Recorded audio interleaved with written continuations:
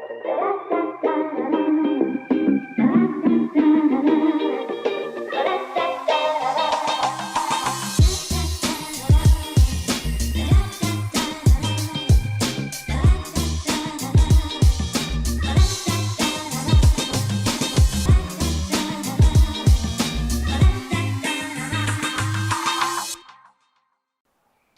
and welcome to the Talk with Tariro.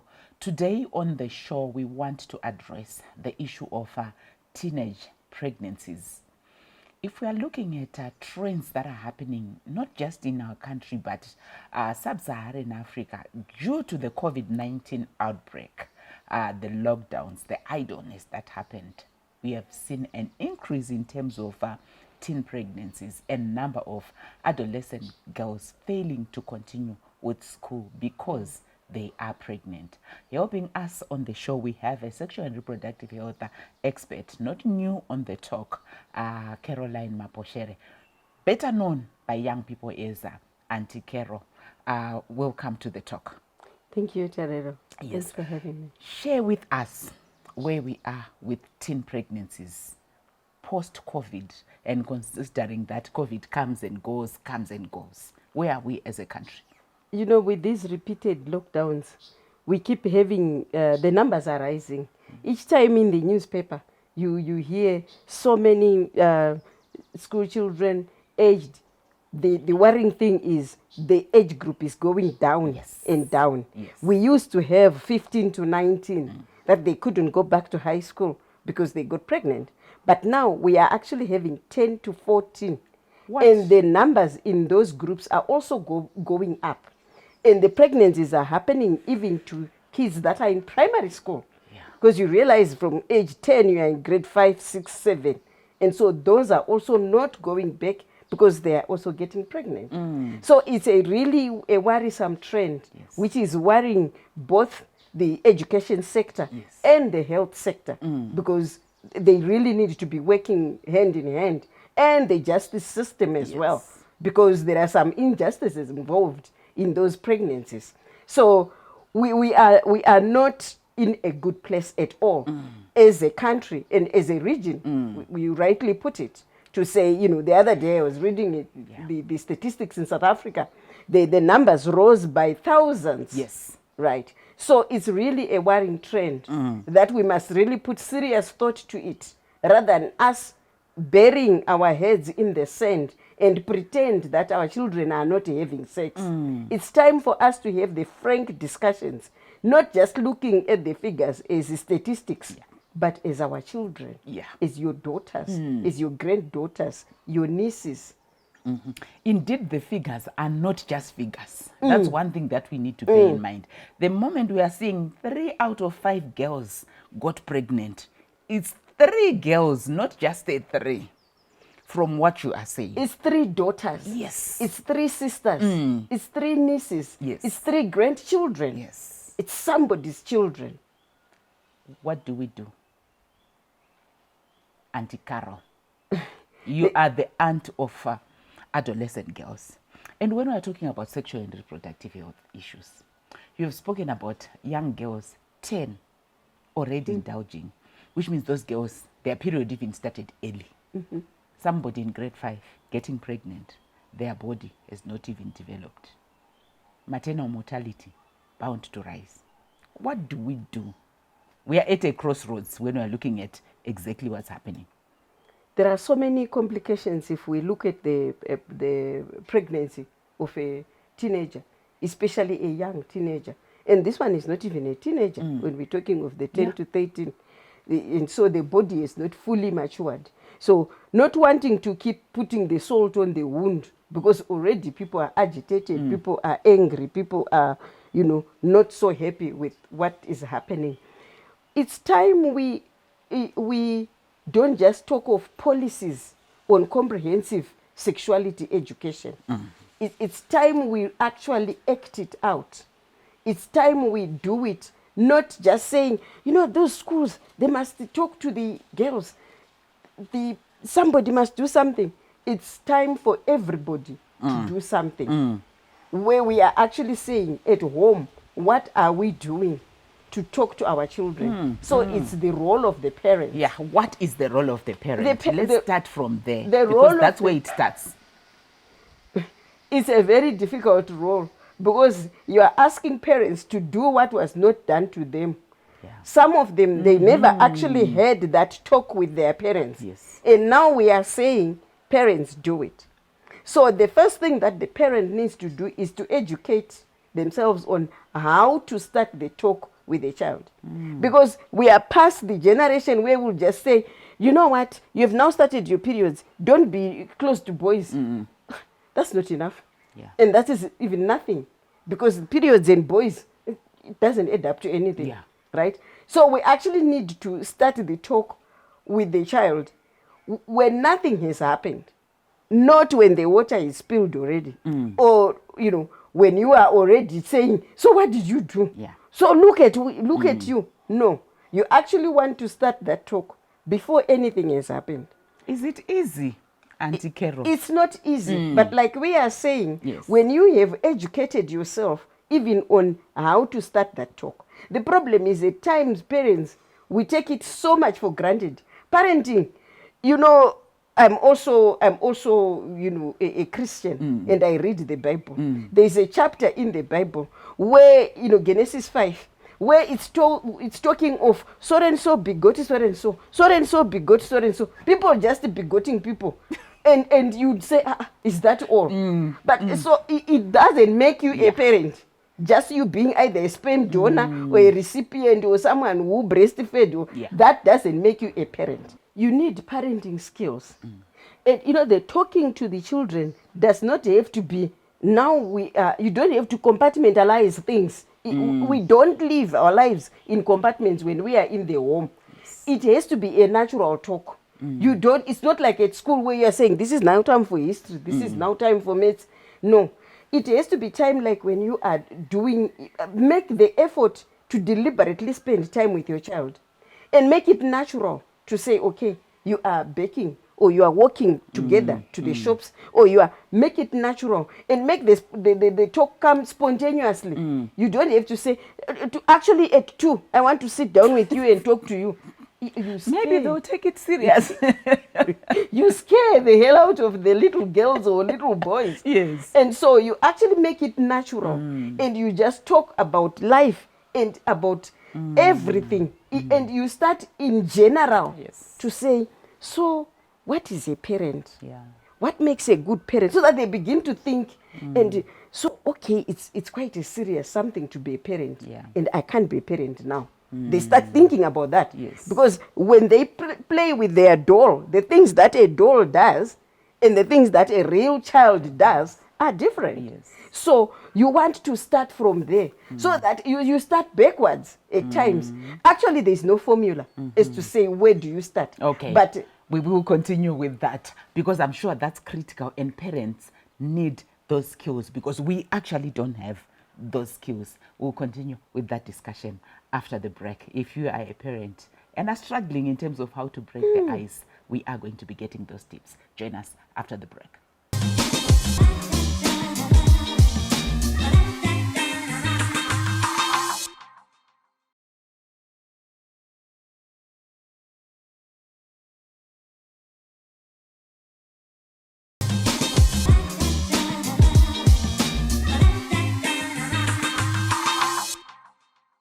Our discussion on the issue of teenage pregnancies continue on the talk with Tariro. We have Caroline Naposhere, a sexual and reproductive health expert and working mainly with adolescent girls. So before we went for the break, you were just giving us tips in terms of assisting us as parents to say how do we empower our children so that at least we try and control this challenge of teenage pregnancies, which has become like a pandemic in our country. it is a pandemic. And again, it's not, there's no one bullet that will take care of the problem. There are multiple things which complement each other. And so we're just starting on right now the role of parents. Yes. We have to look at our parenting skills.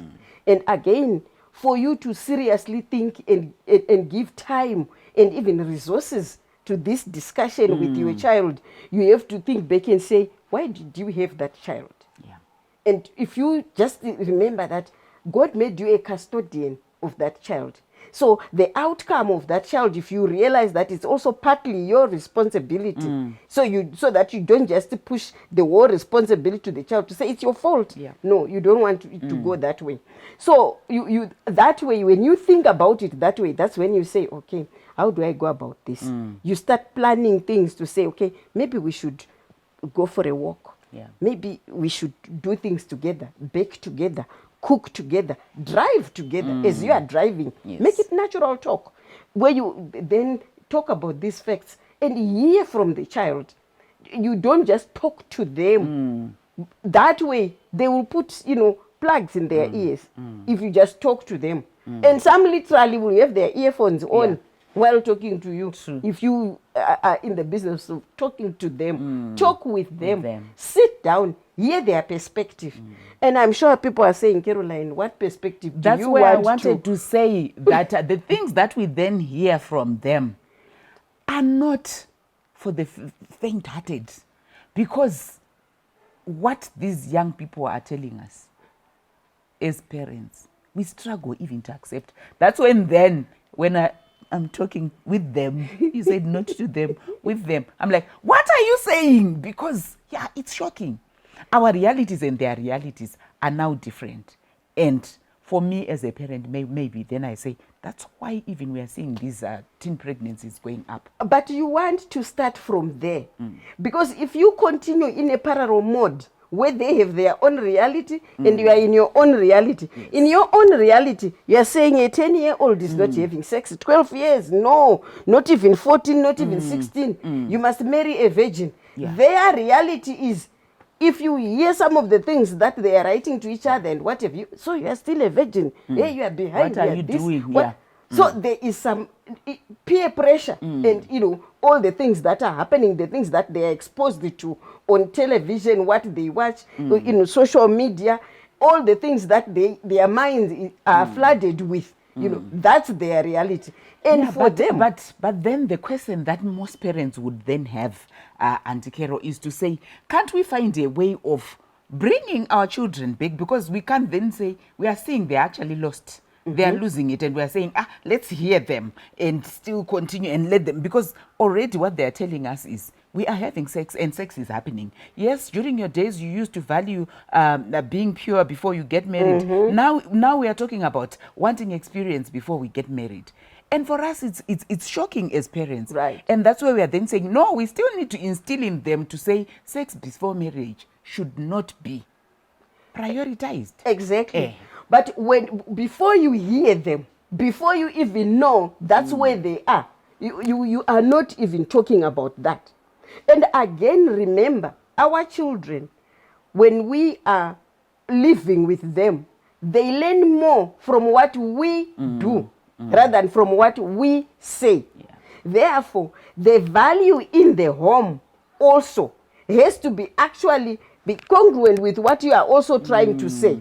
If you are busy telling them to say, yeah, you see, you really need to hold yourself, you need to be well-mannered and what, when in the home there is violence, there is all sorts of haphazard, whatever in that home. So our own parenting skills has to start from knowing that our children learn from us. And what we do and what we say and what we value. When we are driving, when we dropping them at school, when we commenting about someone's mini or someone's bump, someone's whatever, whether it's daddy commenting or whatever, they are internalizing. Yes. It's all getting in there. So we are also partly to blame for all this decadent behavior of these children. Therefore, when we are taking them back, we really have to have the proper values. What's the value system in that home?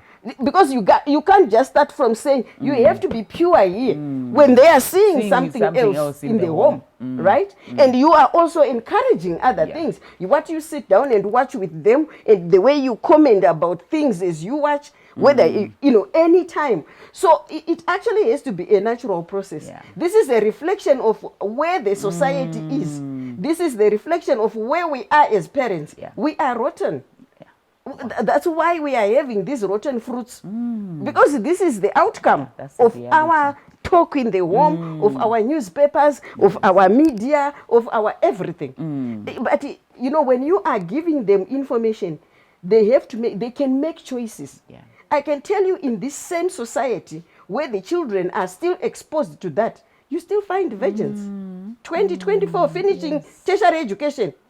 They with all the exposure Yeah. and what Yeah. have you, they make choices. Yes. And you give them enough information, and they choose a proper value system, whether it's from the home, the church, or whatever other influence, but we still have good kids. Yeah. So we must not actually lose heart and say it's all gone, it's Yeah. bad, and it's still possible even to have them come back. Have them join those programs, WWF, worth waiting for. Yes. You know, and if they have virginity vows, and you know, have them be proud Yeah. to be part of such movements, and take them to spaces where they talk about that, and you actually seem to encourage it in the home, in the, you know, every day-to-day talk. Indeed, we are looking at the issue of teen pregnancies, and the message that we are getting from Caroline is to say, yes, it has become a pandemic in our country, but we cannot just blame our children. As parents, as families, what is our role? For us to be able to nip it in the bud, let's look at our own value system as parents, as a community. Where are we losing it? Because we cannot just blame our children. It's actually as a result of something that has gone haywire. We will continue with our discussion after the break.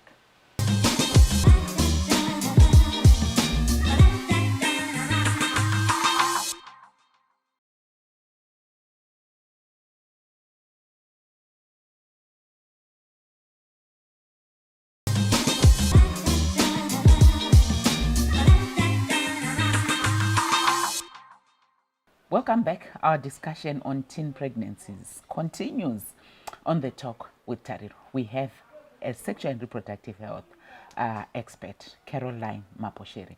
So Caroline, when we're looking at the role of the family, we have seen it's very critical. And I'm sure for many parents who are watching us, they are going to be self-introspecting and also just making sure that they play a critical role in their children's lives, even in terms of shaping their behaviors, shaping even how they are going to act as individuals.